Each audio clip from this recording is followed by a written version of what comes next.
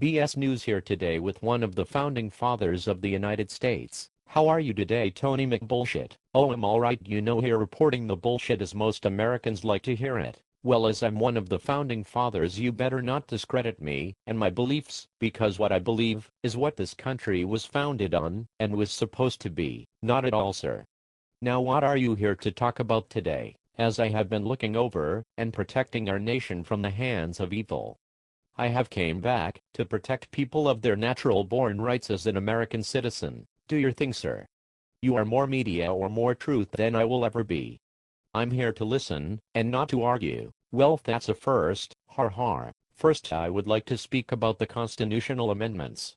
I will give you a rundown of our rights. Amendments 1 to 10. First Amendment, Congress shall make no law respecting an establishment of religion, or prohibiting the free exercise thereof, or abridging the freedom of speech, or of the press, or the right of the people peaceably to assemble, and to petition the government for a redress of grievances. Second Amendment.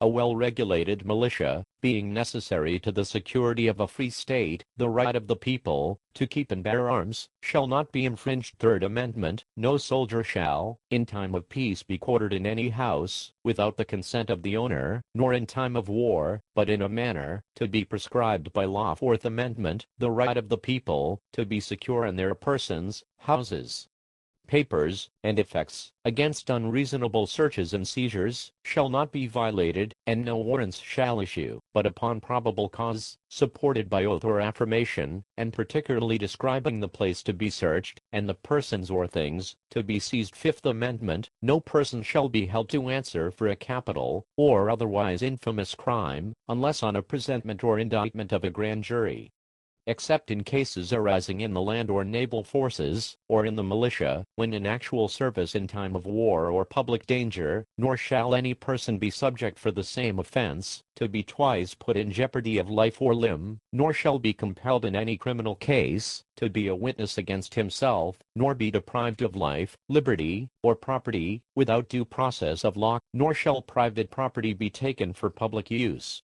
without just compensation. Sixth Amendment, in all criminal prosecutions, the accused shall enjoy the right to a speedy and public trial, by an impartial jury of the state and district wherein the crime shall have been committed, which district shall have been previously ascertained by law, and to be informed of the nature and cause of the accusation, to be confronted with the witnesses against him, to have compulsory process for obtaining witnesses in his favor, and to have the assistance of counsel for his defense. Seventh Amendment, in suits at common law, where the value in controversy shall exceed $20, the right of trial by jury shall be preserved, and no fact tried by a jury shall be otherwise re-examined in any court of the United States than according to the rules of the common law. Eighth Amendment, excessive bail shall not be required, nor excessive fines imposed, nor cruel and unusual punishments inflicted. Ninth Amendment, the enumeration in the Constitution of certain rights shall not be construed to deny or disparage others retained by the people. Tenth Amendment, the powers not delegated to the United States by the Constitution, nor prohibited by it to the states,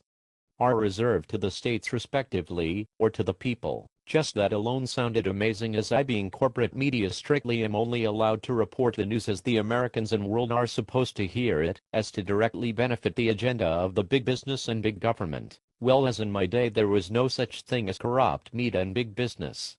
If I would have been able to see the future, I would have made an amendment that strictly prohibits the chance of complete and total failure by domestic rich elite. Well, you didn't, and we tell the people all the bullshit.